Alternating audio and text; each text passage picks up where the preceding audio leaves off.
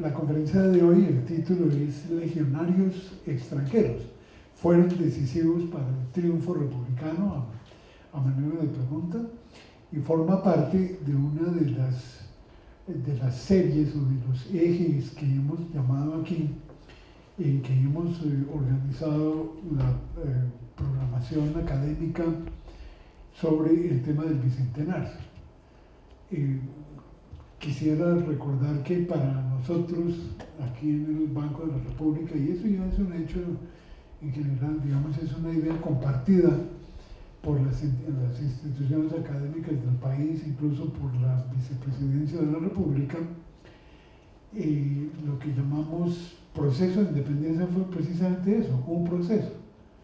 Este año estamos celebrando los 200 años de la batalla de Boyacá, pero también de otras batallas, ¿no? Está la batalla del Pantano de Vargas, por ejemplo, que fue en la que hubo participación bien importante y víctimas muy importantes del lado de los legionarios de la región británica, ¿no?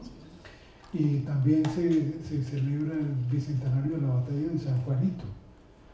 Y bueno, y es que el tema con el bicentenario es que hace 9 años ya habíamos celebrado el bicentenario. Entonces aquí cada rato estamos celebrando bicentenarios, ¿no? Lo celebramos el 20 de julio de 2010 y ahora el 7 de agosto de 2019 y el año entrante tenemos otras celebraciones y en el 22 y por lo menos hasta el 23 vamos a estar celebrando bicentenarios. Entonces uno pregunta, bueno, ¿al fin qué? ¿Cuál es el bicentenario? La respuesta a eso es todas esas fechas, porque fue un proceso. El llamado grito de independencia de 2010, que no fue grito ni fue de independencia, es cierto que es un hito importante en el proceso de independencia, pero realmente eso no significó, como dije, pues no, ni fue grito ni fue independencia. En realidad, la primera ciudad en el país que declaró su independencia fue Cartagena, incluso con unos antecedentes también en otros lados. Creo que el Valledupar antecedió a Cartagena por unos días en una verdadera declaración de independencia. Y la batalla de Boyacá no significó, no selló el triunfo de las armas patriotas, ni mucho menos. Hubo que esperar por lo menos 2 años o 3 años más o 4 años más para que quedara sellada la independencia nacional. Y después de la batalla de Boyacá, varias regiones del país, como por ejemplo la costa caribe, el suroccidente colombiano, Cali, Popayán y Pasto también, estaban en manos realistas. Entonces la batalla continuaba.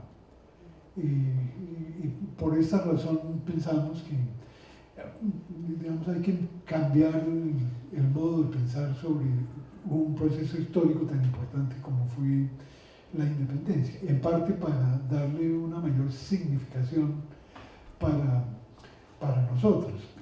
Eso no tuvo solamente un significado inicial para el país, sino que tiene un significado para nosotros aún hoy.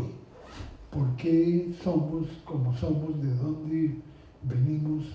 Y no quiero repetir lo que dice la vicepresidenta, para dónde vamos, pero más o menos esa es la idea. Hemos pensado, como dije, en varios ejes mediante los cuales queremos resaltar algunos aspectos no muy estudiados, que no se tienen mucho en cuenta en esta clase de celebraciones patrias. Por ejemplo, la participación de los grupos étnicos. ¿Cómo fue eso de los negros y los esclavos y los mestizos? ¿Cuál fue su participación en el proceso de independencia? Otro tema es el de las mujeres. Conocemos biografías de algunas heroínas, pero se sabe que fueron miles las mujeres que participaron incluso en las batallas de la independencia. Algunas murieron en las batallas. Pantano de Vargas murieron varias mujeres disfrazadas de hombres porque no se les permitía pelear como mujeres. También tenemos el tema de los extranjeros, que también es un tema a pesar de que tú dices que esto ya ha habido varios estudios, pero ya es una cosa relativamente nueva en nuestra historiografía. Bueno, también hemos puesto énfasis en los aspectos económicos de la independencia y vamos a tener varias conferencias también sobre un aspecto bien interesante del proceso de independencia, que es el de la nación imaginada. ¿Cuál es el modelo de nación por el cual se estaba luchando? ¿En qué se estaba pensando? Como ustedes saben, hubo varias propuestas. Eso no fue que simplemente ya hubiera una especie de nación preexistente y que después de la independencia finalmente logramos realizar la nación que ya preexistía. La nación hubo que inventarla. Y hubo varias propuestas distintas que no llegaron a cristalizarse. Entre otras propuestas, pienso yo, que fueron el gran experimento político del siglo XIX, fue decidir si éramos un país centralista o federalista. Con el federalismo nos fue bastante mal, hubo bastantes guerras, y con el centralismo nos fue peor. Entonces, eso es un llamado de atención también para que reflexionemos sobre estos temas. Les dejo entonces con Rodrigo García, a quien agradezco haber aceptado nuestra invitación a contarnos sus investigaciones sobre los legionarios extranjeros.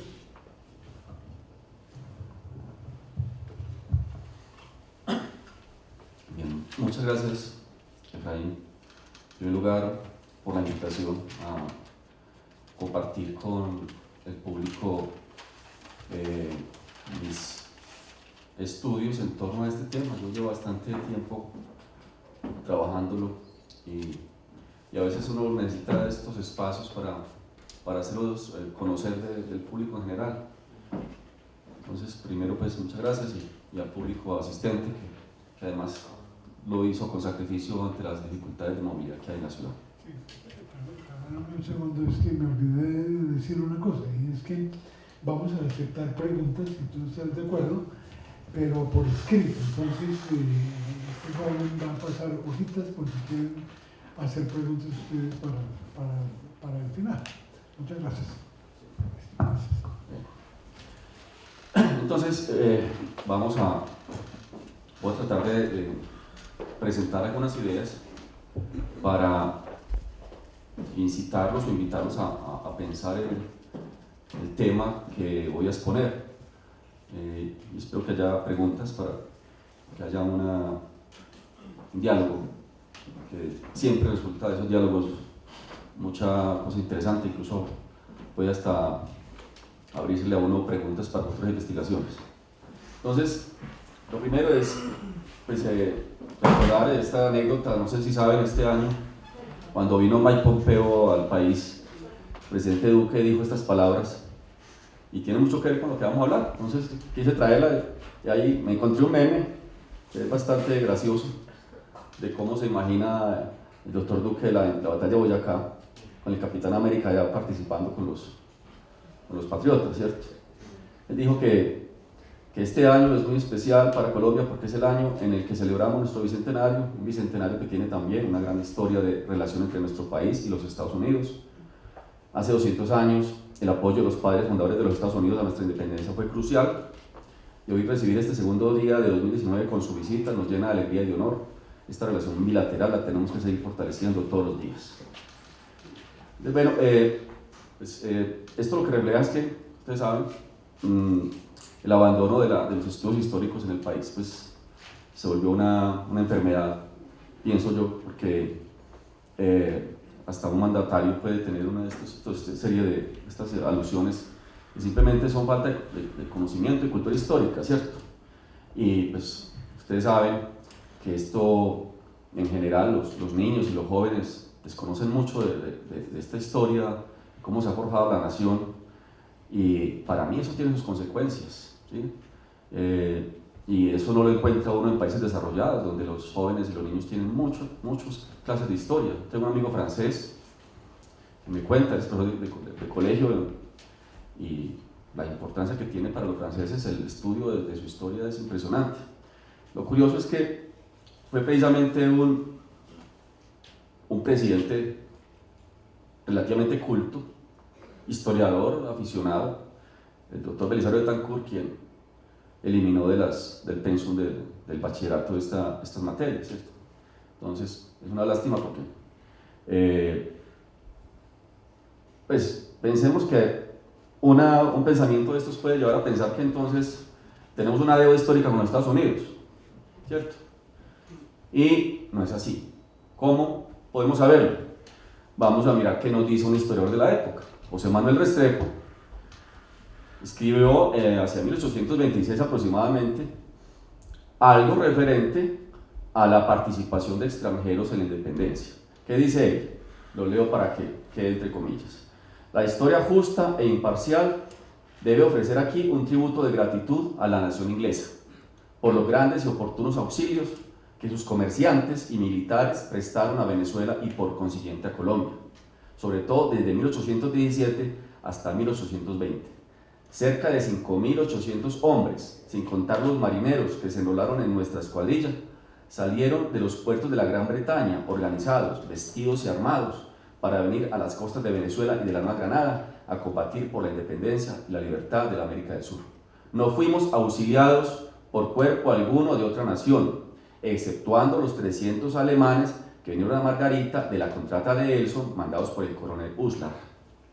Entonces, de un testigo de la época, podemos tener la certeza de quiénes sí apoyaron y con toda claridad de qué tipo de apoyo se trata. Es un apoyo de unos particulares, son unos comerciantes, ¿cierto? Y unos militares, en su mayoría reclutados en la Gran Bretaña, pero también algunos alemanes. De resto, ninguna otra nación hizo aportes de consideración a este proceso de independencia. Entonces, hay un asunto que hay que tener en cuenta y es que, para que tengamos un poco de contexto, durante la época colonial estaba prohibida la inmigración de extranjeros que no fueran propiamente la península. Ustedes saben que había restricciones para quienes tuvieran alguna traza de protestante, musulmán o judío. Por eso ustedes saben que tuvimos una inquisición fuerte en Cartagena durante todo ese periodo colonial. Había prohibiciones expresas, no solo de la entrada, sino que también, como toda prohibición lleva a que haya siempre alguien que logra pasar por encima de las barreras y de las políticas. Hubo grupos importantes de inmigrantes extranjeros durante la colonia. En Cartagena incluso se decía que por un tiempo se hablaba más portugués que español, porque la mayor parte de los comerciantes eran portugueses y por eso también se decía judíos, porque Portugal había tenido una población muy importante de comerciantes judíos. Por otra época se dice que se hablaba demasiado francés y hubo persecución entonces a esta presencia y expulsiones consecutivas durante toda la colonia. Lo curioso es que la legislación española, además de que prohíbe, abre algunos boquetes. Entonces dice, exceptuando a quienes ejerzan oficios útiles. Entonces se empieza a permitir la llegada de algunos mineros alemanes, médicos franceses y mecánicos y otras personas que ejercían lo que aquí no se hacía, ¿cierto? Entonces, yo he encontrado que esa herencia española fue bastante adversa porque nos hizo un poco cerrados mentalmente a la relación con los extraños, con los extranjeros. Detrás de esto ustedes saben que estaba toda esa cosa de esa lucha que habían mantenido los españoles contra los musulmanes allá en la península, ¿cierto? La península durante casi desde el siglo IX hasta la independencia, hasta el momento en que viene Colón, del viaje de Colón, pues, había presencia musulmana allá. Y ustedes saben la corona española asumió como una de sus misiones preservar la religión católica. Entonces, eso fue siendo carrera.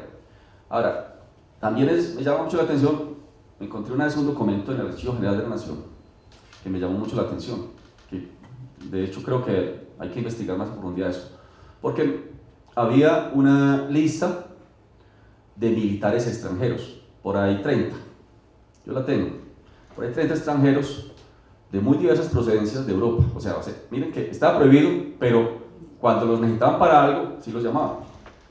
Esto es, me puse a ver la coincidencia temporal y tenía que ver con la represión de la revuelta de los comuneros. Es decir, a estos extranjeros fueron los que trajeron a empalar a los comuneros, a mochar cabezas y a sembrar terror. Entonces, aquí en la capital, ellos sí tenían que ir a misa. Y entonces, el sacerdote era pendiente de ellos y notaba que no hacían las oraciones. Pues resulta que entonces les hace un examen de conciencia y encuentra que en su mayoría eran unos ateos, otros protestantes, otros calvinistas, luteranos, en fin, los clasifica. Y entonces ellos, los traen para que siembren el terror. Por lo tanto, claro, eso tiene también una incidencia muy fuerte. Es decir, en el recuerdo de las personas va quedando, los extranjeros vienen a matarnos, los extranjeros vienen son nuestros enemigos, ¿cierto? Ahora, esa idea se siguió alimentando durante mucho tiempo. Y mis estudios y los de muchos otros colegas muestran que la inmigración extranjera en Colombia es de las más pequeñas en el siglo XIX. A pesar de todos los intentos por favorecerla, por atraer manos de obra extranjera, en fin, hubo una cantidad de leyes. Lo que sí hay es leyes, montones de leyes para tratar de que los extranjeros vengan y no vienen, ¿sí? Y yo creo que en parte ese fracaso de las políticas tiene mucho que ver con lo que pasó aquí. Entonces, quería como que ubicáramos un poco este contexto para que miremos. Digamos que en los sectores populares va a haber miedo. Eso lo he estudiado y he encontrado una cantidad de alusión. Miedo a los extranjeros, los sectores populares. Algo de eso todavía debe quedar. Entonces, a ver, cuando llega el momento de la independencia, uno de los problemas que se intenta atacar por parte de los gobiernos republicanos, de los primeros gobiernos republicanos, es romper con ese monopolio, ¿sí? Durante toda la colonia había un monopolio comercial de España, ¿cierto? Lo habían liberalizado un poco a fines del 18, pero predominaba el monopolio comercial y la prohibición de ingresos extranjeros. Entonces, lo que uno encuentra que junto con la independencia, es decir, una de las consignas o uno de los puntos importantes del proceso independentista es tratar de atraer inmigrantes de otras procedencias que no fueran españoles. Entonces, los primeros fueron Cartagena. Ya el doctor Efraín nos comentó, Cartagena es una ciudad que va muy adelante en todo esto. Y un personaje de esos es Manuel Rodríguez Torices. Ya en 1800 puso en práctica el proyecto de favorecer la venida de extranjeros. Se les ofrecía tierras baldías, se les ofrecían monopolios comerciales o industriales, y era el intento por empezar a desarrollar lo que se llama la industria, en general, pues los sectores económicos, en realidad la economía, porque se considera que la economía neogranadina era realmente, estaba ralentizada, era muy poco productiva. Entonces se consideraba que la llegada de ingleses o de europeos de otros lugares podía desarrollar la agricultura, el comercio, la industria, etc. Además de eso, ofrecieron lo que se llaman patentes de corso. Ustedes habrán escuchado por ahí. Le entregaron patente de corso, ¿cierto? A alguien.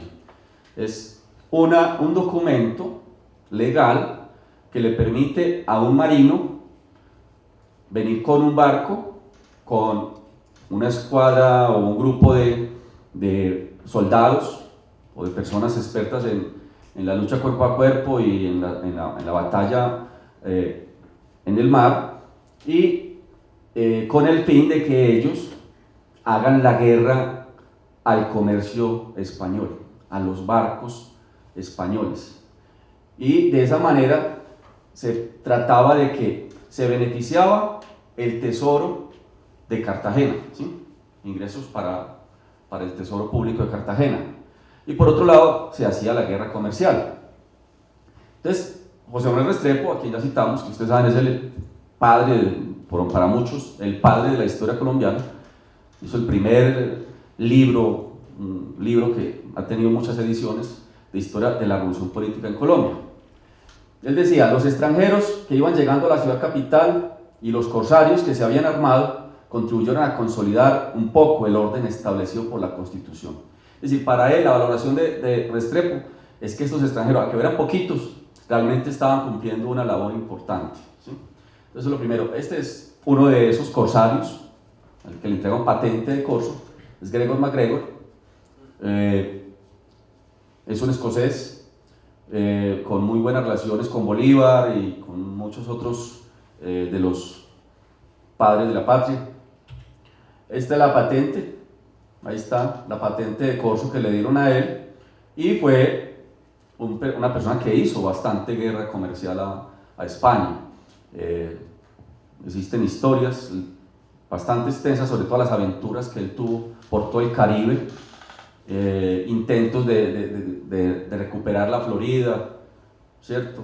En Panamá hizo una incursión que resultó fallida, lo capturaron, luego Bolívar le pidió la libertad de él y la logró, hizo pues un intercambio de prisioneros. Entonces, eso es lo primero, Cartagena, pero no solo Cartagena. Uno empieza a encontrar que todos los gobiernos republicanos, de esos que se fundaron entre 1810 y 1815, casi todos definieron políticas de inmigración. Yo creo que en las palabras de Restrepo se resumen las ideas que estaban detrás de esas políticas inmigratorias. Era considerado de utilidad pública favorecer la venida de extranjeros, ya que aquellos necesariamente se consideraba emprenderían nuevos frentes de desarrollo económico, haciendo productivas las tierras de la frontera, echarían a andar nuevos proyectos industriales, los astilleros, y esto redundaría en las finanzas públicas. Y entonces los términos en los que Cartagena establece estos vínculos con los extranjeros van a ser los mismos que luego va a aplicar el Congreso de las Provincias Unidas. Es decir, va a hacer política de los distintos gobiernos republicanos. Entonces, lo primero que hay que decir es que entre 1812 y 1815 aproximadamente, por Cartagena sobre todo, llegaron una buena cantidad, no podemos decir pues que es una inmigración masiva, ¿cierto?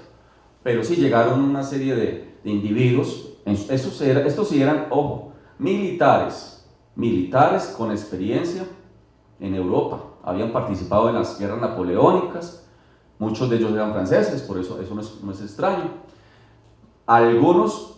Existen suficientes informaciones para pensar que eran espías de José Bonaparte. Ustedes saben que España, el rey de España era un francés, ¿cierto? El rey, pero ustedes saben que fue por esa decisión de Napoleón fue que precisamente se generaron todas esas luchas por parte de las juntas de gobierno, todo lo que llama el movimiento juntista, ¿cierto?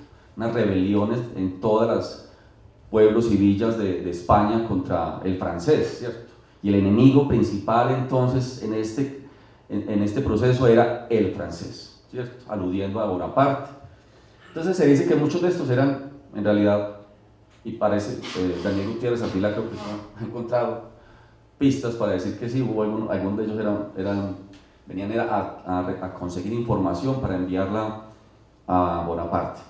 Entonces, miren, estos señores vinieron entre 1812, bueno, hay que decir que también con ellos vino otro extranjero, Simón Bolívar.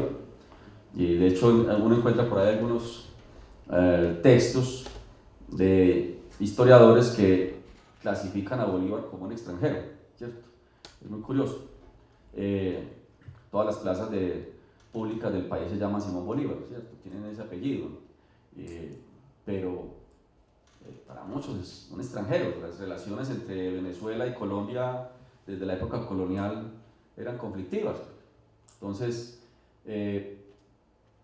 vamos a ver, entonces vienen esos franceses, casi todos llegan por Cartagena, pero Lavatud es un coronel militar experimentado que se fue contratado por el gobierno de Cartagena, hay que decirlo, en su mayoría eran contratados, ¿sí?, con paga, para organizar esas incursiones contra los enemigos.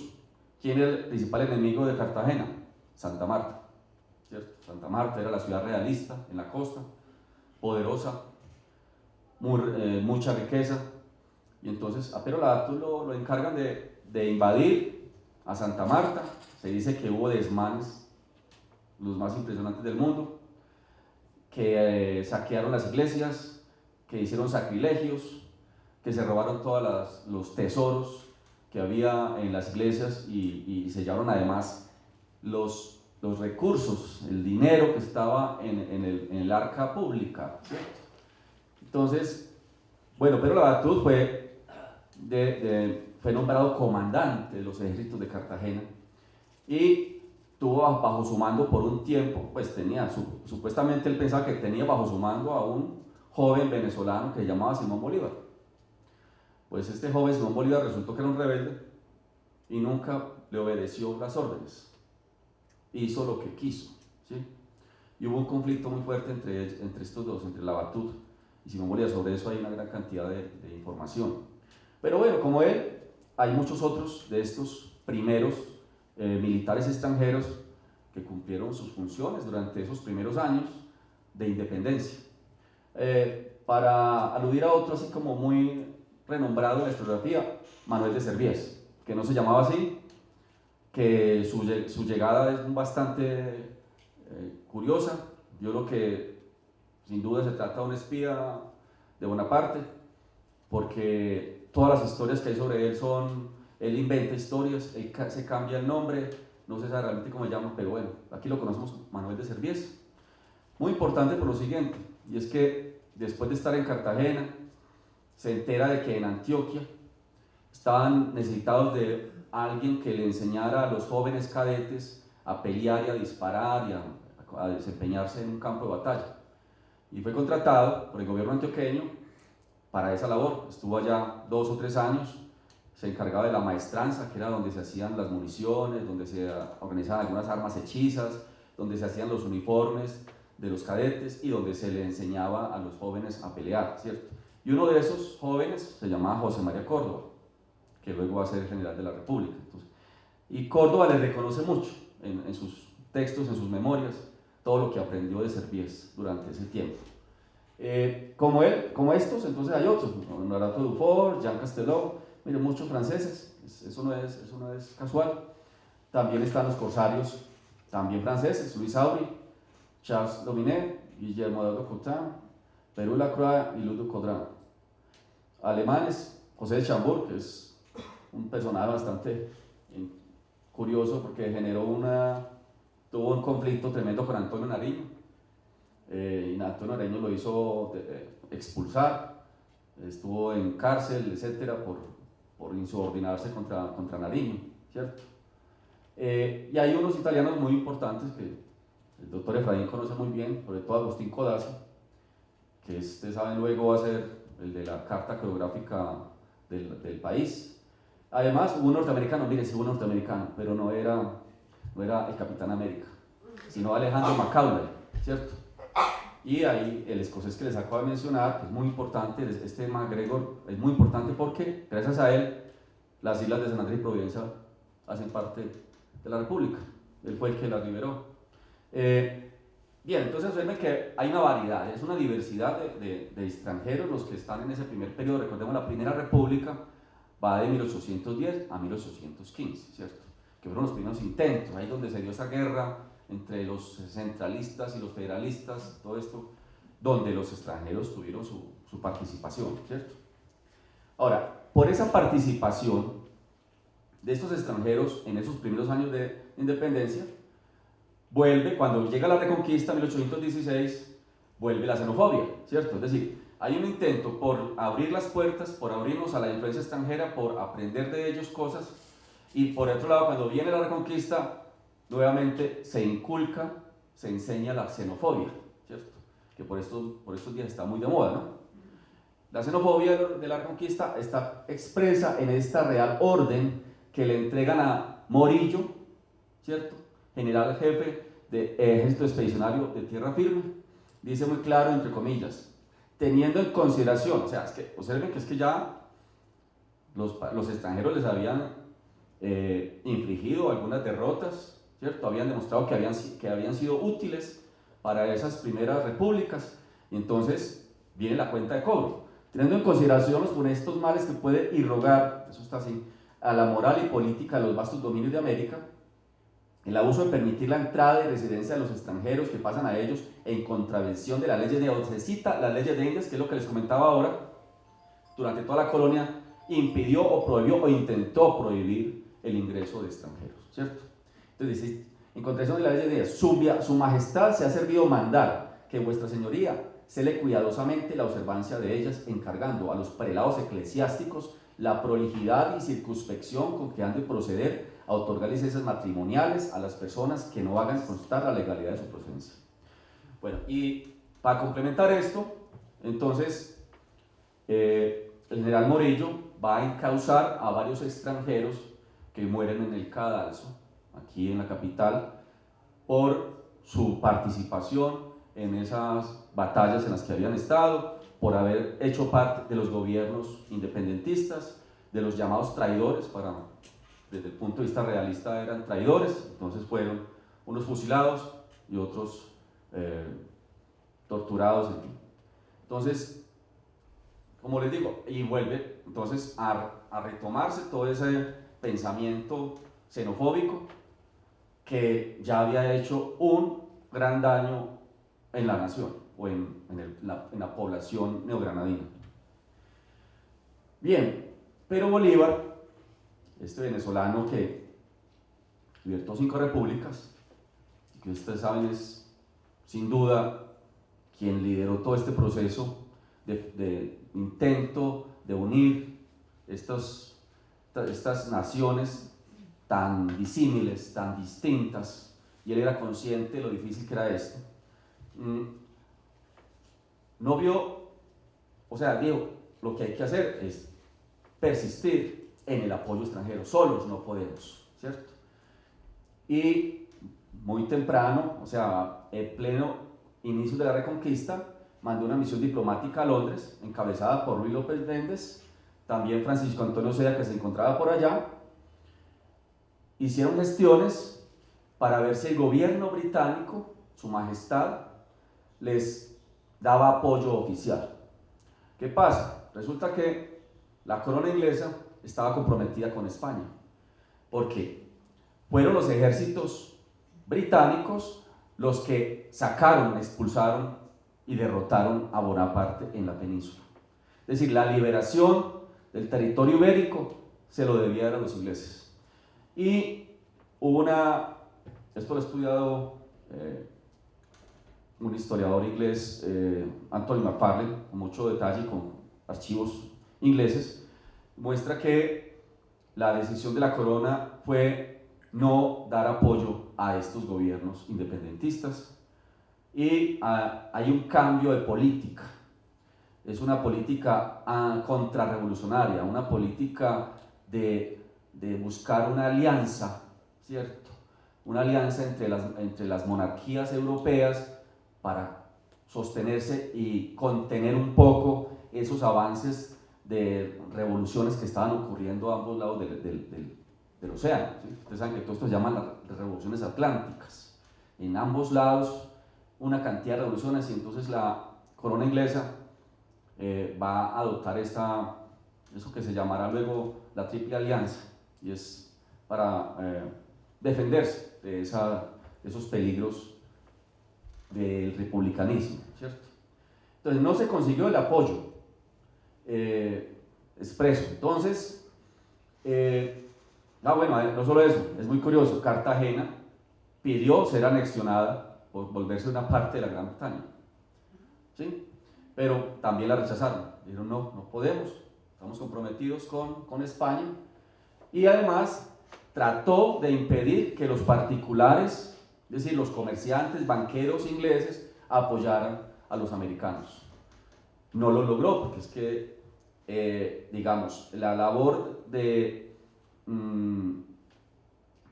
promoción, estos señores, López Méndez, Francisco Antonio Sea, se dedicaron, por supuesto, esto es una conspiración, a conspirar, ¿cierto?, en las tertulias, en los clubes, conversando con las personas, con los comerciantes, los banqueros, y logró que estos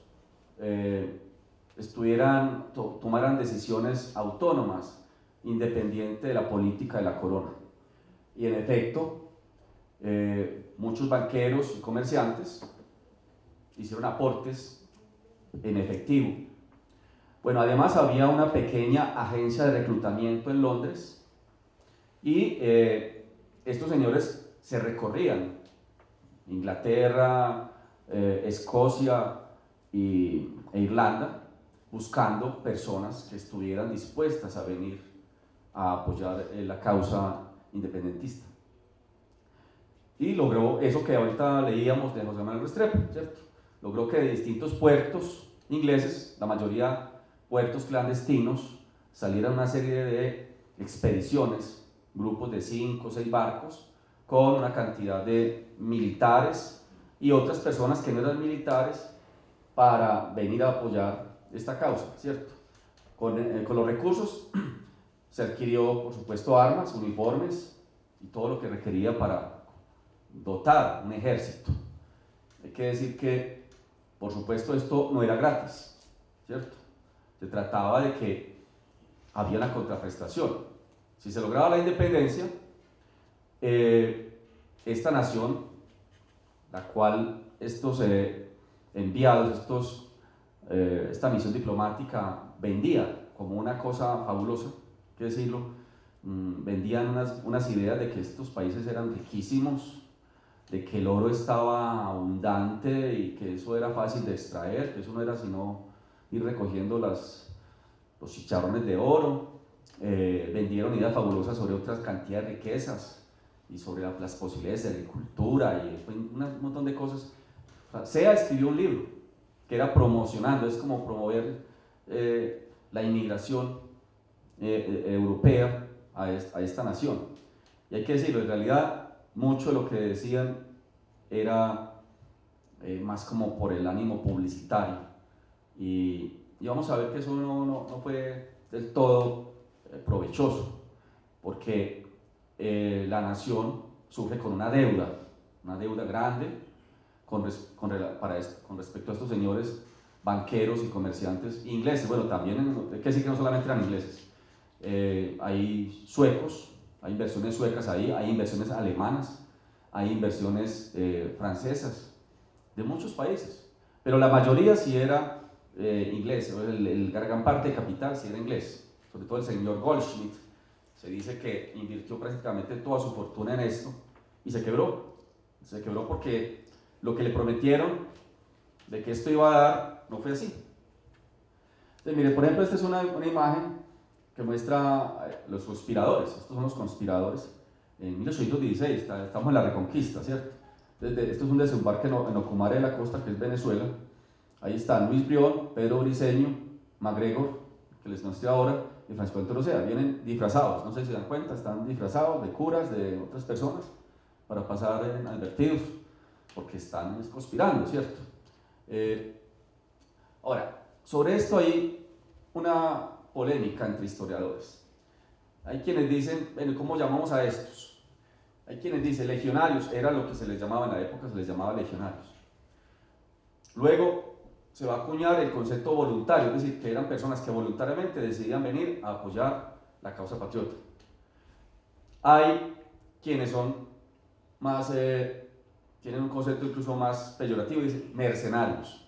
Ustedes saben lo que es un mercenario, ¿cierto? Es alguien que va a la guerra a cambio de una paga, ¿cierto?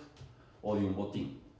Y hay un concepto nuevo que es el que ha acuñado Matthew Brown, un amigo irlandés que dedicó a estudiar mucho tiempo este tema, y su tesis doctoral fue sobre esto y fue muy bien evaluada por sus jurados, que además eran unos jurados de muy alto turmequé, ¿no?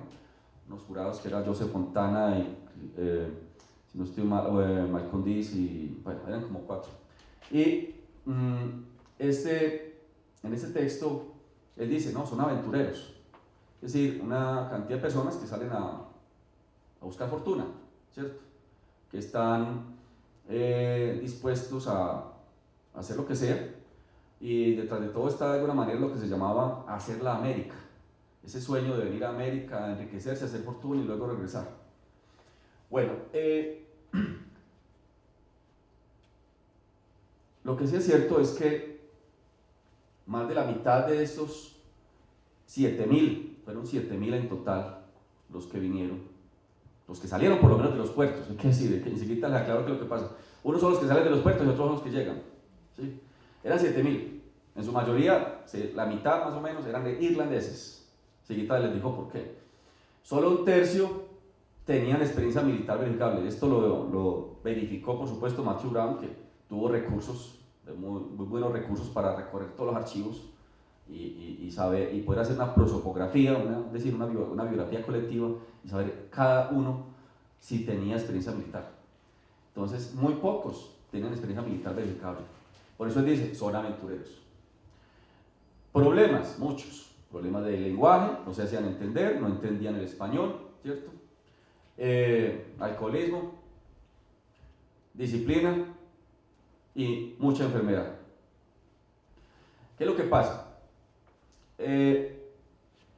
Viajar a América en ese entonces era una cosa bastante traumática, digamos, demorada y peligrosa, ¿cierto? Muchos barcos de estos naufragaron, entonces hay reste unos 10 barcos que naufragaron. Hay que restar otra cantidad que murieron de enfermedades tropicales.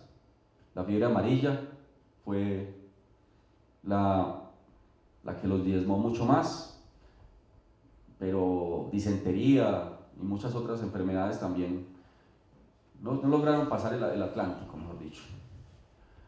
Otros, hay cantidad de datos y anécdotas de estas personas, se ofendían con mucha facilidad, y entonces era de época los duelos de honor, ¿cierto?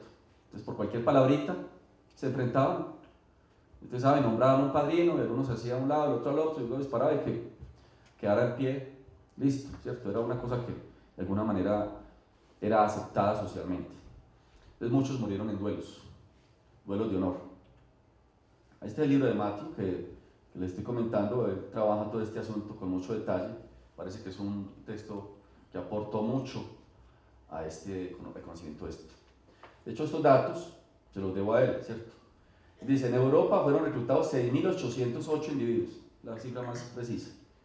En su mayoría irlandeses, 48%, ingleses 20%, franceses 6.5% y alemanes 6.5%, mientras que el porcentaje restante, el 19%, está formado por escoceses, españoles, norteamericanos, italianos, holandeses y otros países. La mayor parte de estos irlandeses, de esa mitad, procedían de 4 regiones pobres. Es decir, ¿a dónde fueron estos reclutadores? A esas regiones donde está la gente que necesita, que está muriéndose de hambre, ¿cierto? Irlanda en general es pobre, pero estas regiones donde fueron es donde están los más pobres, ¿cierto? Que son los que más fácil, dicen las teorías, están dispuestos a emigrar, a salir de su lugar de origen, ¿cierto? Estas regiones pobres son Leinster, Munster, Ulster y Connaught. Pertenecían a los sectores populares, muchos de ellos eran artesanos, jornaleros, unos pocos comerciantes y abogados. en su mayoría, como dije, inexpertos en asuntos militares, lo que contradice un planteamiento que había hecho Carrera, que la mayoría eran legionarios. Esos legionarios habían participado en la batalla de Waterloo. Eso está muy bien, yo estoy de acuerdo en que sí, los datos no se pueden negar. En su mayoría eran unas personas que estaban viendo a ver cómo se hacían la América, si les podía ir bien por acá. Entonces, estas son las regiones de donde procedían los irlandeses. Ahí pueden ver, estas son las regiones más pobres de Irlanda. Ahora, ¿qué pasó con ellos? Entonces, esto es importante saber. Ya les dije, 1500 murieron de fiebre, enfermedades tropicales. 1000 regresaron de inmediato a casa. Apenas llegaron a las costas de Venezuela, todos entraban por Venezuela, veían esas selvas, escuchaban los monos aulladores y pensaban que eran leones. Y se morían del susto y ahí mismo se devolvían. 1000 regresaron. 1800, esto es importante, para que entendamos que tampoco se puede demeritar el significado que tuvo esta participación extranjera. 1800 murieron en la campaña libertadora. O sea, son 1800 vidas que se sacrificaron por una causa que en cierta manera no les pertenecía, ¿cierto? 2000 sobrevivieron, pero rápidamente se volvieron también a sus lugares de origen, ¿sí? Y otros 500, solo 500 de 7000 que sobrevivieron a las guerras permanecieron en Colombia, se establecieron, se casaron, muy bien casados en su mayoría, con las hijas de las élites regionales. Uno encuentra que todos hacen parte de la élite payanesa, de la élite antioqueña, de la élite bogotana, santanderiana, cartagenera, etcétera, etcétera. Y ustedes, si escuchan algunos nombres de empresarios cartageneros o de otros lugares de la costa, o en fin, encontrarán que hay una cantidad de apellidos extranjeros, ¿cierto? Ahora, se destaca también la presencia de muchas mujeres, se dice que hasta 500. La más reconocida, la que más aporte hizo fue Mary Inglis, que fue muy amiga de Bolívar y vivió y murió acá. Pero son una cantidad de historias de vida muy interesantes. Matthew Brown estudió bastante eso. Ahora, vamos a ver, entonces ahora sí el asunto. ¿Fueron importantes o no fueron importantes? Tenemos muy distintas opiniones. Para José Manuel Restrepo, me parece que es un punto de vista muy importante, ¿sí? No podemos hacerlo a un lado. Para José Manuel Restrepo, en la batalla del Pantano de Vargas, él dice lo siguiente, esto porque él habló con Bolívar, ¿cierto? Con Santander, entrevistó a las personas que estuvieron en la batalla, él no estuvo ahí, pero sí entrevistó a las personas que estuvieron en la batalla y les preguntó por esto. Y él dice, así los patriotas como los realistas tuvieron pérdidas considerables en muertos heridos. Ustedes saben que en la batalla del Pantano de Vargas, que fue de las más cruentas que hubo en nuestro país, de ese periodo de la independencia, fueron 800 los muertos de la batalla, solo el Pantano de Vargas, ¿no? 800, 500 eran españoles y los otros 300 eran en su mayoría, por supuesto, colombianos, ¿cierto? Dice, entonces, tuvieron pérdidas considerables de muertos heridos. Rondón y Carvajal se distinguieron aquel día sobre todo los oficiales patriotas. Y miren a quién más destaca, o sea, aparte de Rondón y Carvajal, que fueron los que se dice salvaron la patria cuando la batalla estaba a punto de perderse, ¿cierto? Los llaneros, ustedes saben, los llaneros, en sus caballos, era la caballería, ¿cierto? Tuvo un papel muy importante. Pero ¿quién más? Dice, las compañías británicas se cubrieron de gloria en esta primera vez que combatían a la vista del Libertador. Entonces, esa es una valoración que hay que tener en cuenta. Por eso, pues hay un monumento allá en el campo de batalla de Boyacá, también, porque luego del Pantano de Vargas viene la de Boyacá, ¿cierto? Ahí también hubo una participación interesante de los extranjeros. Aquí hay una placa a la Legión Británica por su participación en el campo de batalla de Boyacá. Esta es la placa, ¿sí? Al celebrarse el sesquicentenario de la campaña libertadora, recordamos a la Legión Británica, que bajo el comando del coronel James Brooke combatió hombro a hombro con sus compañeros colombianos de armas en la epopeya inmortal. O sea, hay un reconocimiento por parte de los historiadores y también de la memoria de los que combatieron, de los que estuvieron allí presentes durante esas batallas, que permite decir que realmente cumplieron un papel importante. Hubo bajas extranjeras.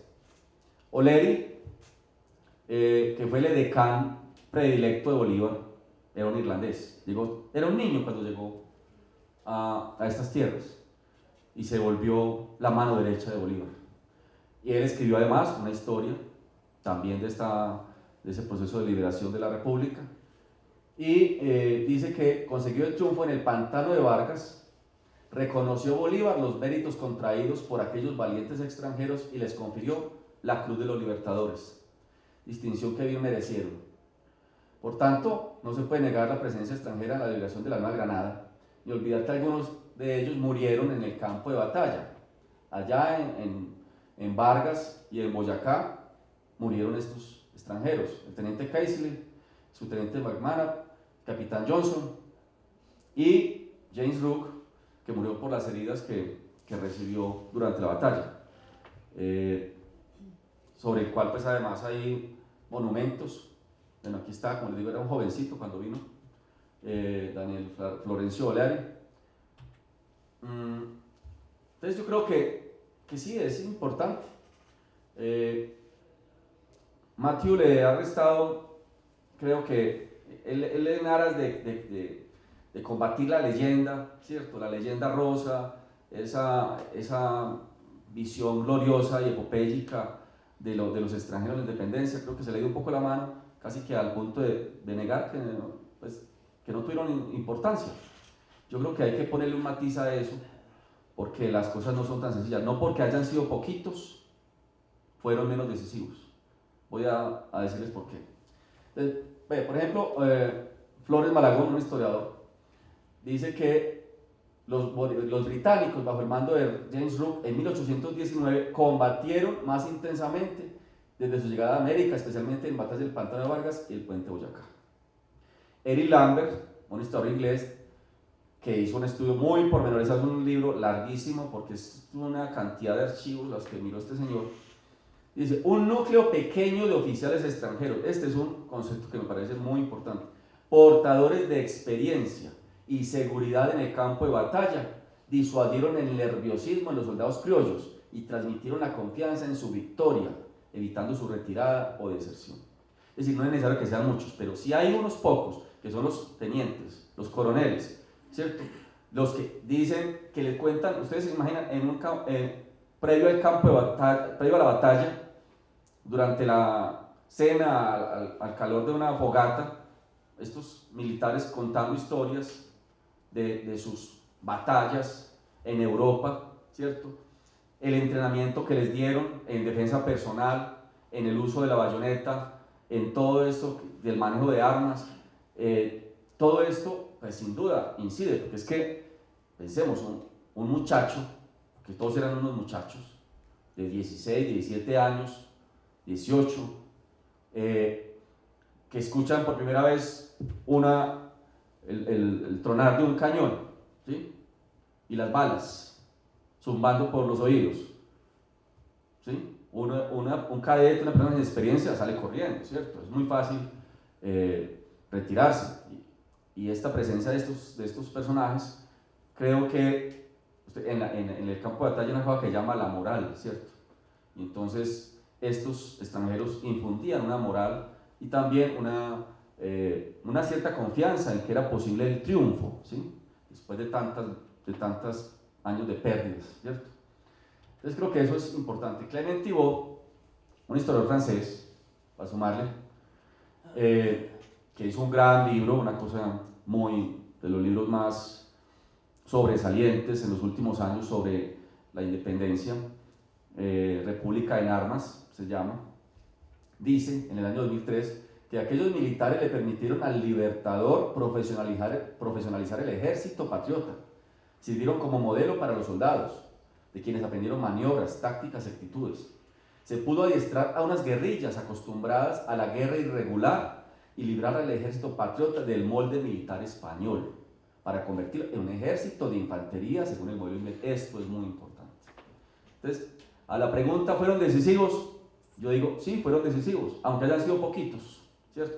Y aunque la mayoría no tuvieran experiencia, Y aunque muchos se hayan retirado antes de la batalla, esos pocos que quedaron fueron suficientes. Yo siempre me acuerdo mucho de una novela de Rómulo Gallegos que habla de un extranjero que llega a un pobladito pequeño de América del Sur que estaba bajo el dominio de un terrateniente, ¿cierto? Que tenía dominio total sobre el alcalde, sobre las autoridades locales, y hacía lo que quisiera en la población. Ustedes saben esos casos que son reales de nuestra historia, y todo el mundo era con miedo, ¿cierto? Dominado por este señor. Todas sus tropelías y todos sus desmanes eran aceptados de manera silenciosa. Y dice, todo cambió cuando llegó un extranjero, se subió a la torre de la iglesia y puso a andar el reloj. Es decir, echó a andar la historia. Un solo individuo puede cambiar la historia, ¿sí? Entonces, creo que eso hay que tenerlo presente. Esos pocos militares que estuvieron dispuestos incluso a morir, y ya vieron que algunos murieron. ¿Cuántos murieron? 1800, ¿cierto? La batalla es de acá, pero luego siga a Ayacucho, ¿cierto? Como decía el doctor Efraín, esto siguió. Y ustedes saben, los pastuzos eran reacios a la cosa Bolívar, odiaban a Bolívar, y Bolívar también les cogió odio. Y hay unas cartas de Bolívar contra los pastuzos impresionantes, ¿sí? Y le hizo la guerra mucho tiempo a los pastuzos hasta que por fin los logró vencer, ¿cierto? Y siga para allá, Ayacucho, Quito, ¿cierto? En Quito, y luego más, Pichincha, y luego Ayacucho en Perú, ¿cierto? Entonces, creo que es un aporte considerable. Aquí tenemos a Bolívar, creo que es un retrato muy fiel de cómo era, ¿cierto? Muy distinto al que estamos acostumbrados a ver. En realidad esta es una buena pintura de él. Era más bien mulatico, ¿cierto? Pequeño, ¿cierto? ¿Recuerdan? Ahí están vistos los uniformes de esa época. En realidad nosotros hemos crecido la talla mucho, ¿cierto? Los colombianos de esa época y los venezolanos también eran muy pequeñitos. Entonces, ahí está con su decana de atrás, que era este irlandés, fueron sus grandes amigos. Entonces, sí, está bien, no se puede exagerar. Hay un grado de leyenda y exageración a veces, sobre todo en la historiografía que se producía hace unos años por los académicos de la Academia Colombiana de la Historia, que tenían una intención cívica, de formación de valores, y que los niños convirtieran en patriotas. Y entonces, yo me acuerdo incluso todavía me acuerdo de la escuela, cuando a mí me hablaba, yo sí tuve historia en la escuela, y me acuerdo que de primaria, los profesores me hablaban de los británicos en la independencia, ¿sí? Y entonces sí, esa historia está bien, leyenda, pero creo que hay que matizar y decir que en realidad estos británicos sí hicieron un aporte interesante ahí en la parte militar, bueno, y luego en muchos otros aspectos. Después de la independencia, hay que decirlo, y en eso los británicos se demoraron, ¿sí? Demoraron en reconocer a la República de Colombia, 1826 apenas. En cambio, Estados Unidos sí reconoció de inmediato a la República de Colombia, en 1822, es decir, recién constituida la República, los Estados Unidos la reconocieron. Los británicos, porque seguían todavía empeñados con España, y hay que recordar, por eso lo del proceso es muy importante, las cosas no se lograron de la noche a la mañana. Aún después de la batalla de Boyacá y de Pantano de Vargas, estaba el peligro de que volviera la Reconquista, de que volviera a mandar otro ejército expedicionario de tierra firme, y Fernando VII, que era el rey de España, estuvo tentado en varias ocasiones. Lo que pasa es que no tenía recursos y tenía una revuelta interna, ¿cierto? Los liberales españoles seguían en rebeldía con la monarquía y trataban de que él aceptara la Constitución de Cádiz, en fin, ¿no? Todos esos otros asuntos. Pero entonces los británicos seguían esperando que de pronto quizás hubiera una reconquista. O sea, ¿cuándo se hace irreversible realmente la independencia? Yo sí diría que en Ayacucho es ahí donde se hace irreversible, porque ya no había el peligro que había siempre de que desde el Perú vinieran los realistas a retomar la Nueva Granada, ¿cierto? Entonces, sin duda, hay que también reconocer que esa deuda, la cuestión Mackintosh, la deuda con Goldschmidt, todo esto, pues incidió de manera no del todo favorable a los inicios de la República, porque una nación que surge endeudada, ¿cierto? Pues no tiene una real independencia, ¿cierto? Empieza a girar más en torno a otra potencia. Y ustedes saben, en el siglo XIX, Colombia estuvo girando en torno a Inglaterra, ¿cierto? Bien, pero sí hay un legado que hay que reconocer también de este proceso de la independencia, y es que ahí empieza verdaderamente una inmigración extranjera, muy tímida, sí, como les digo, cuando uno compara las cifras de inmigrantes en Colombia con respecto a otros países, somos de los países que menos inmigración tuvo, y no es por el asunto climático, y no es porque dicen, no, que es que porque aquí no había estaciones, que el calor y que, en fin, no, que la cosa tropical, no, pues en Venezuela siempre nos ganó y tuvo cantidades de inmigrantes extranjeros, ¿cierto? Las cifras son de 10 a 1000, ¿sí? Mientras aquí llegaban 10, allá llegaban 1000, ¿sí? Entonces, pero bueno, algo se logró. Lo que pasa es que hay que tener en cuenta lo que ocurrió allí. ¿Y por qué creo yo que entonces nuestro país no logró desarrollar una inmigración extranjera importante? Por lo que ocurrió, bueno, toda esa tradición larguísima que ya les comentaba desde la colonia, de unos discursos xenófobos que desde la corona y desde los sectores populares se fue alimentando,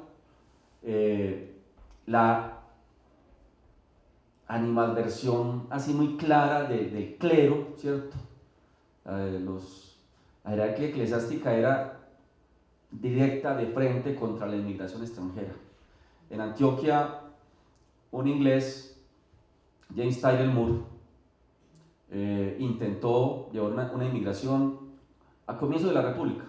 Y él dice, ya tenía listos 1000 colonos, todo estaba listo, preparado para la traída de estos extranjeros, se iban a hacer por allá por Valdivia, y el cura de allá no dejó, puso a la población en contra, maltrataron a Tyrrell Moore, impidieron a toda costa y dijeron que no iban a aceptar protestantes ahí, ¿cierto? Entonces miren que son más esos factores los que finalmente determinaron esto. Y lo que pasó aquí, resulta que ellos se convirtieron como en la guardia pretoriana de Bolívar, eran los que lo protegían, eran sus, de hecho Bolívar les dio la ciudadanía colombiana a todos los que han participado en la independencia, y por ser tan leales a Bolívar y el papel que jugaron en ese proceso cuando la Gran Colombia, como se le llamaba, como le llaman después, eso era la República de Colombia, se estalla en pedazos, ¿cierto? Recuerden que hubo una cantidad, entre 1828 estuvo el problema de la Constitución bolivariana o boliviana,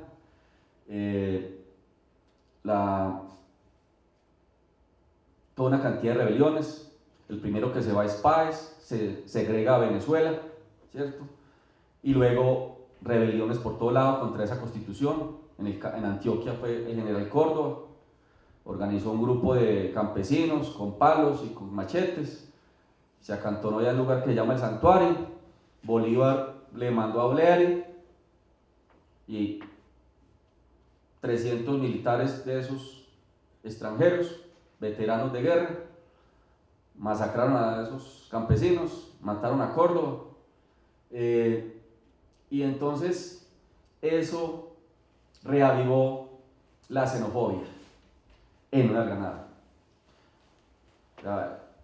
El que mató a Córdoba de un sablazo, que era un irlandés, Ruperto Hahn, fue perseguido, fue capturado, estuvo encarcelado, luego se les voló, se fue para Venezuela y allá terminó siendo profesor de una universidad.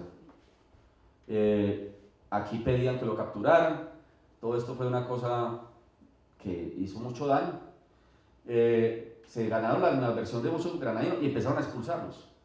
O sobre todo cuando Santander, el general Santander regresa del exilio en 1834, se la dedica, como decimos en jerga popular, se la dedica a O'Leary y a otros extranjeros y empieza a expulsarlos, ¿cierto? Fueron retirados del servicio militar, otros más bien se fueron. De hecho, O'Leary más bien se fue para Venezuela. Cuando Santander llegó al poder, se fue para Venezuela, estuvo allá un tiempo hasta que, es así de preciso, cuando muere Santander, en 1840 regresa, porque es que él era ciudadano colombiano y él va a hacer una vida larga aquí en Colombia. Entonces, creo que este rechazo a la presencia extranjera y la actitud xenofóbica del sector dominante de la Iglesia ayuda a explicar el fracaso de las políticas de inmigración colombiana durante el siglo XIX. Entonces, la pregunta es, esta es una foto inédita, ¿no? Ya no se volverá a ver eso. Simón Bolívar está detrás, ¿cierto? Y aquí está Chávez, que ustedes saben es como la resurrección de Bolívar, por lo menos se creía así, ¿cierto? Y aquí por este otro lado tenemos al doctor Uribe, que ustedes saben todo lo que ha implicado esto. Por supuesto, Uribe no es bolivariano, ¿cierto? Pero miren cómo esta historia que acabo de comentarles tiene que ver con extranjeros y con la forma como, diferente, residen a los extranjeros en Venezuela, ¿cierto? Bolívar y en general los venezolanos muy abiertos a la llegada de extranjeros. Ahora hay que recordar una cosa, es que Venezuela estaba exenta de muchas de las cosas. Mientras como aquí estaba la capital virreinal, la capital del virreinato y la audiencia de Santa Fe, aquí estaba muy explícita la prohibición de llegada de extranjeros. En cambio, en Venezuela estaba permitida, ¿sí? Entonces también eso ayuda a entender un poco esa diferencia de los venezolanos más abiertos a la inmigración extranjera y los colombianos siempre más xenófobos. No sé si ustedes han visto la xenofobia que tenemos ahora. Hasta uno a veces se ve asaltado por ello, ¿cierto? Que tanto venezolano, no escucha a la gente, no, que hay muchos venezolanos que se echan para su país, los están echando, ¿no? Por ahí vi el reporte periodístico en estos días, que se están siendo maltratados, que son insultados, que se vayan a que los alimente Maduro y no sé qué cosa, ¿cierto? Bueno, entonces como conclusiones, quiero decir que la presencia extranjera en las campañas libertadoras se caracterizó por dos etapas claramente diferenciadas. Uno, la Primera República, es decir, de 1810 a 1815, cuando un grupo de oficiales franceses y otras nacionalidades comandaron las tropas, aunque sus triunfos fueron pocos, inestables y de escasa duración. Segundo momento, a partir de 1819, cuando arribaron las expediciones procedentes de las Islas Británicas y de otras naciones europeas. Su principal rol fue el de instructores y comandantes, dieron ejemplo y confianza a las tropas, ayudaron a disciplinar a los cadetes, que luego fueron generales de la República, y los adiestraron en el manejo de las armas de fuego y en la lucha cuerpo a cuerpo. Muchas gracias.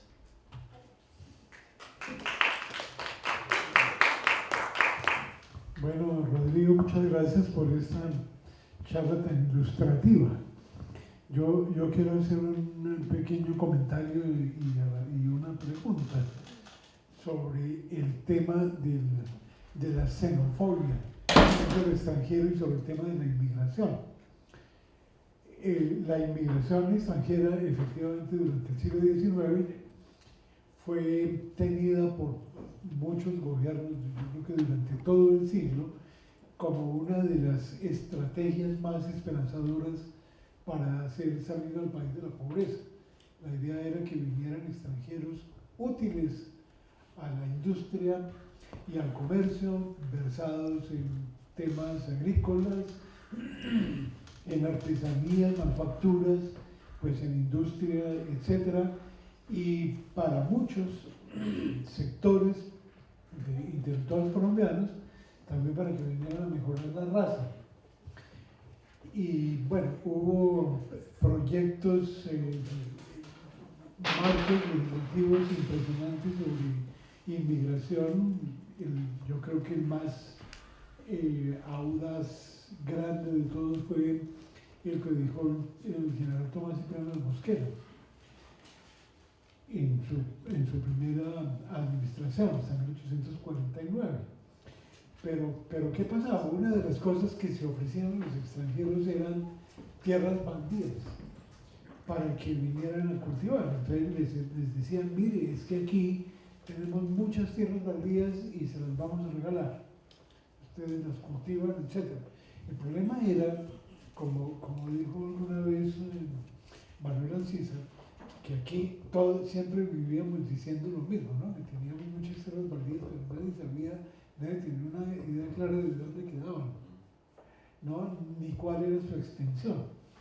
Entonces, una de las ideas con el mapa de la Nueva Granada que elaboró Agustín Codazzi con la Comisión Geográfica en 1859 fue determinar la extensión de las tierras baldías. Hay una historia que se cuenta bueno, no se cuenta, eso está documentado. En la época, bueno, hacia 1851, 50-51, un grupo bastante considerable, por lo menos de 300 inmigrantes escoceses, aceptó venir acá. Entonces, bueno, y llegó la noticia de que venía un contingente muy grande eso fue para el gobierno de José María López, venía un contingente muy grande de extranjeros a establecerse aquí. Entonces, el gobierno de López no tuvo otra alternativa que enviar aceleradamente a un emisario a Europa a decirles, no, por favor no se vengan, ¿no? Que no tenemos cómo responderles, porque entre las promesas que había estaba no solamente la de tierras baldías, sino también que se les construirían casas y se les daría exención de impuestos y una enorme cantidad de gaviones que el país simplemente no estaba preparado para dar. Y tú tienes mucha razón en que uno de los países donde hubo, si no fue el país donde hubo menos inmigración extranjera en Sudamérica, fue Colombia, ¿no? A Venezuela fue inmensamente más grande la migración extranjera. Y es curioso que el mayor número de extranjeros que llegó a Colombia en el siglo XIX fue de Venezuela. Claro. Con ocasión especialmente de conflictos políticos allá.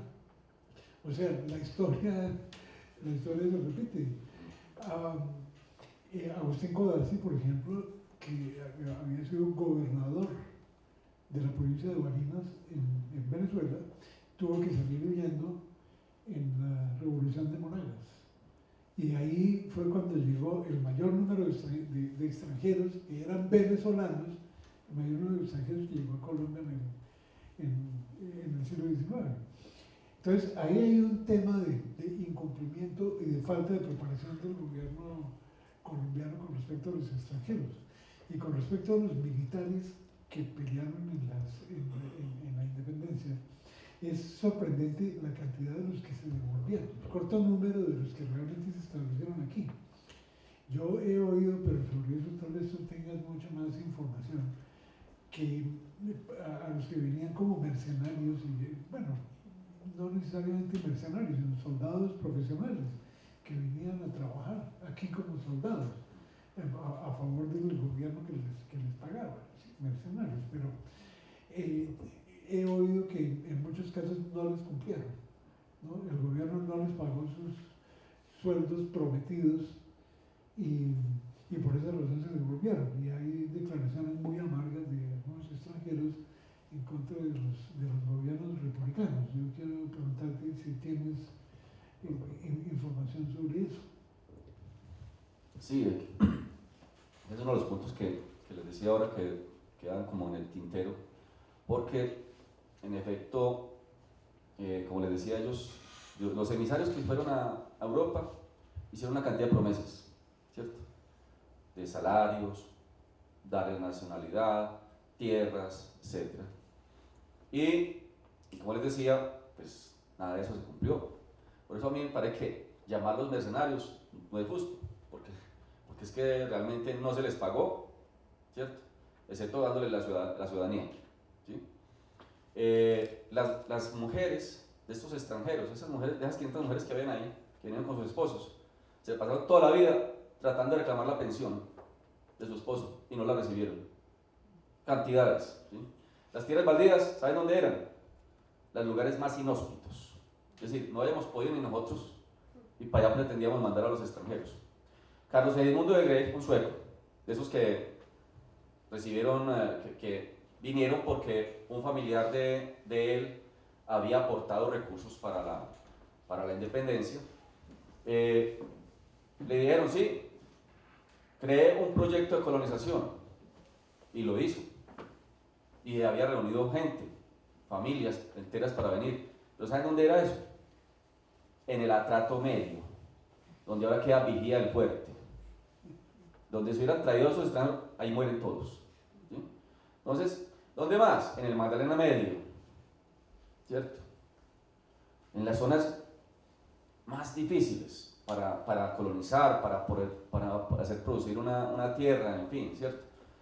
Y entonces, no tuvieron la paga, el botín no fue el que les prometieron, entonces, yo no sé, creo que me parece que no se les puede llamar mercenarios, porque esos que se quedaron en las condiciones en que finalmente les dieron, ¿cierto? Y sí, Matthew ha rescatado muchas de esas cartas y todas esas, bueno, es que hay muchas personas que estuvieron en esas batallas y que salieron muy decepcionados de todo esto, ¿sí? Y hay incluso varios que yo quisiera ver qué diría Labatut sobre Bolívar. Hay otros libros de algunos otros extranjeros sobre Bolívar que son bastante críticos, y hay muchos que terminaron pasándose, bueno, hubo algunos que se pasaron al bando santanderista, ¿cierto? Porque vieron que en realidad Bolívar no les había cumplido, ¿cierto? En realidad la República no les cumplió. Y como ese proyecto, bueno, ya les mencioné el fracasado proyecto de Tyler Moore en Antioquia, el de Carlos Edmundo de Grey, hubo muchos durante todo el siglo XIX. Habían promesas fabulosas, ¿sí? Hubo mucha propaganda, pero en realidad el ambiente social mismo, digamos, la xenofobia era palpable, la sentían los extranjeros aquí. Entonces,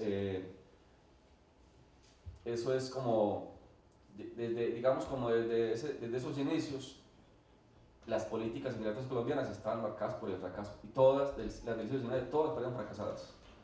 Y es que es muy curioso, precisamente las inmigraciones que se trataron de impedir, de prohibir, fueron las más abundantes. ¿Quiénes son la mayor cantidad de inmigrantes? Están prohibidos, los siro-libaneses, ¿cierto? Están prohibidos. Bueno, hubo muchos otros prohibidos que no lograron ser numerosos. O bueno, otros que tampoco, que uno no entiende por qué, pero los españoles, la tercera migración importante del siglo XIX y comienzos del XX, es españoles, ¿sí? Entonces, hubo intentos de favorecer mucho la inmigración italiana, en fin, pero en general las políticas fueron muy fracasadas. ¿Hay alguna otra pregunta del público? Bueno, dice, ¿qué papel jugó la comunidad indígena en las contiendas bélicas de la Primera y Segunda República?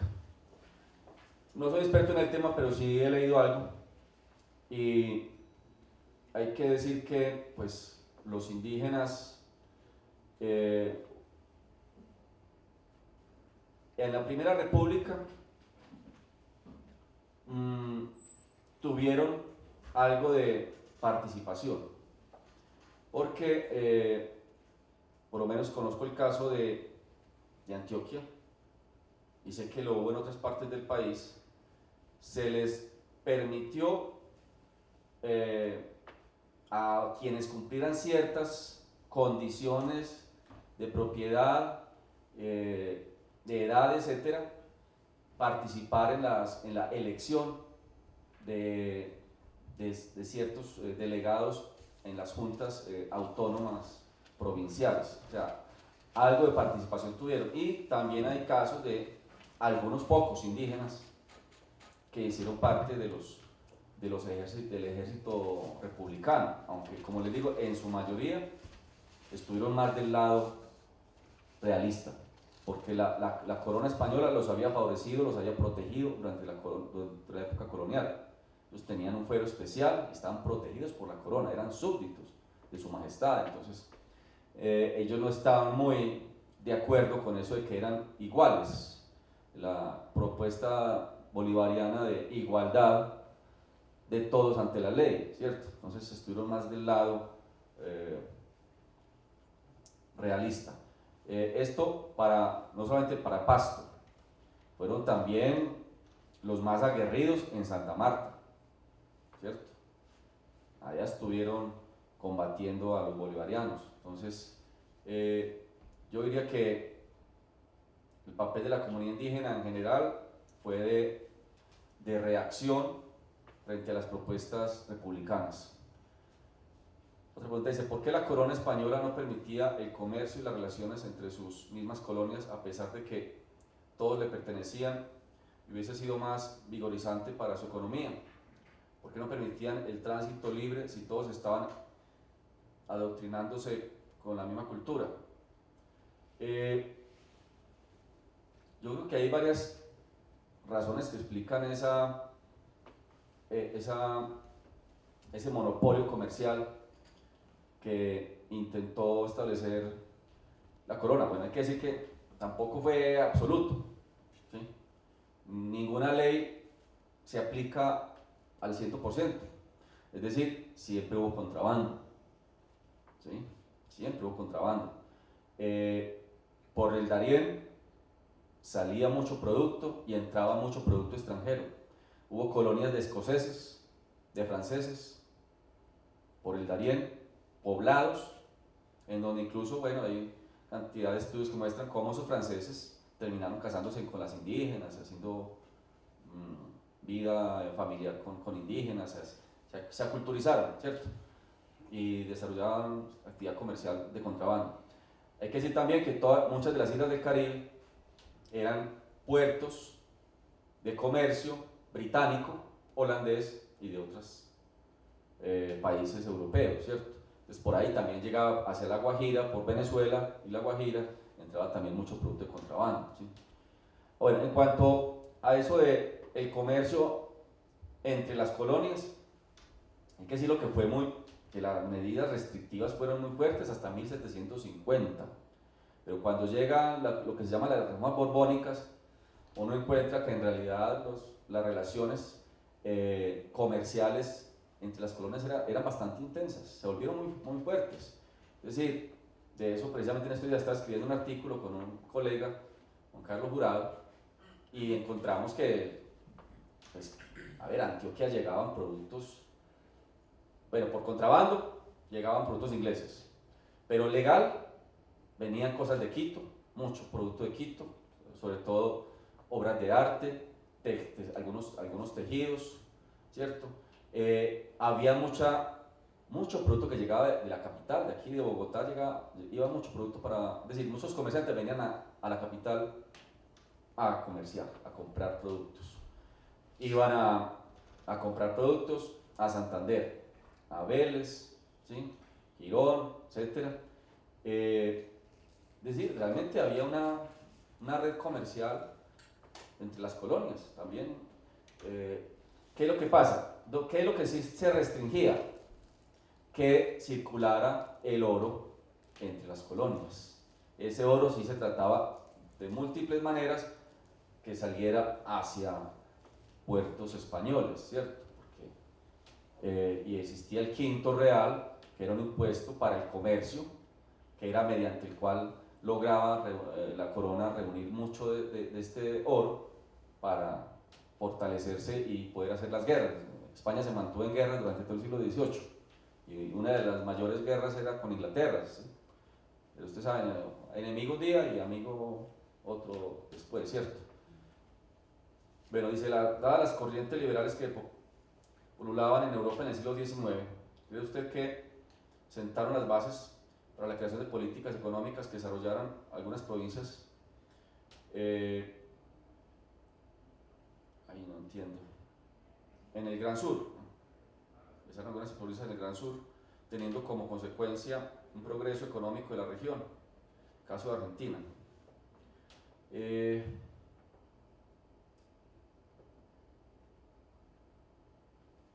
Bueno, yo creo que esas políticas liberales no solamente incidieron en el sur, en el cono sur, ¿cierto?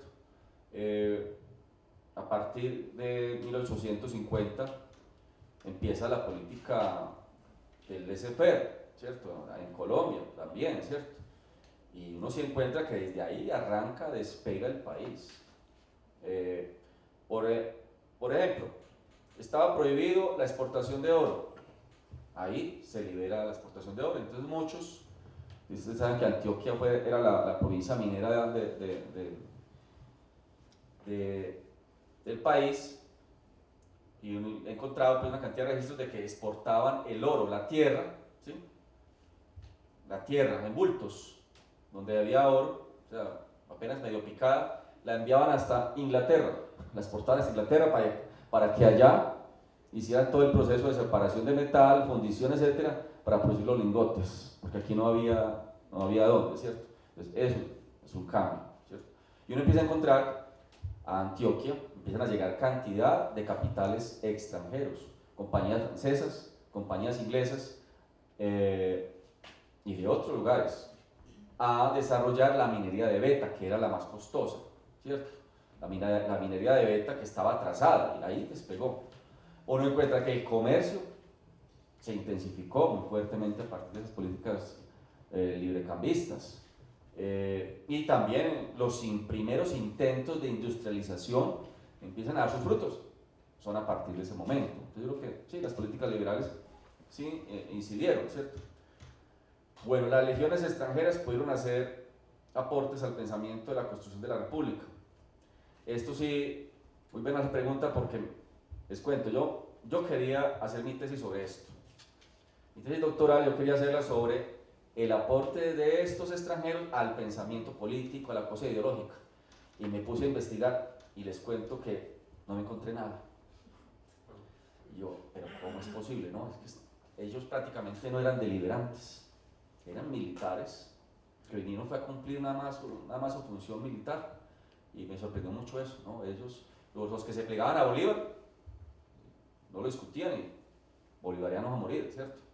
Los pocos santanderistas que hubo también eran siguiendo el pensamiento de Santander, defender la constitución de Cúcuta y todo esto, pero uno no encuentra que hayan sido prolíficos en escribir, en la prensa, que hayan escrito sus libros, opiniones políticas, no encontré eso. Entonces me tocó cambiar el enfoque de la tesis, porque así tocó. Ante el silencio con respecto a este tema, me puse más a indagar los procesos de inserción a la sociedad no granadina, la forma como se naturalizaron, como se volvieron granadinos, porque realmente el concepto que es claro para el siglo XIX es se granadinizaron, los extranjeros se granadinizaban, se convertían en otro más dentro de la Nueva Granada, se casaban y hacían parte de las familias y de la vida social y cultural de las distintas ciudades colombianas. Entonces eso es lo que tengo para decirles sobre esas preguntas. Bueno, yo les agradezco mucho a todos por sus preguntas y por su atención.